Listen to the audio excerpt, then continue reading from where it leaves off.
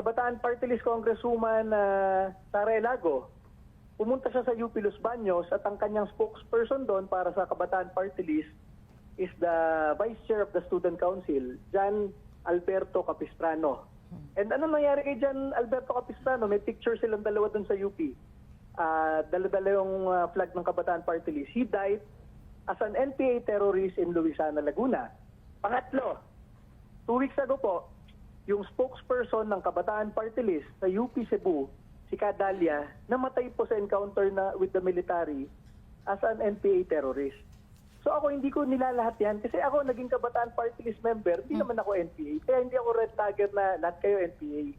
Sinasabi ko lang, why are there members of our organization, Kabataan Party List, who are dying as NPA terrorists? Hindi red tagging yun.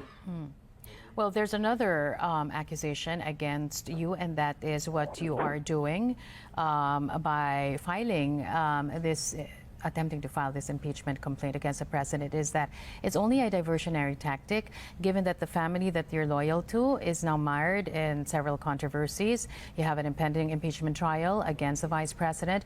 You have the recent controversy involving Congressman Duterte. What's your take on that? Wala yan. Hindi kami nag-uusap mga yun. Walang coordination dyan. Bongbong Marcos is my ninong.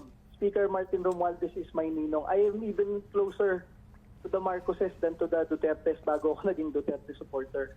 Hindi nyo na inisip na tinanggal ako ni Bongbong Marcos last year. Kumbaga, siyempre, sama rin ang loob ko yun, di ba? So, mga ganyang bagay ba? It is not a diversionary tactics for the Duterte incident. All right, we've run out of time. We're going to have to leave it at that. Thanks for taking our call. Duterte Youth Party List Chairman Ronald Cardama there joining us this noon.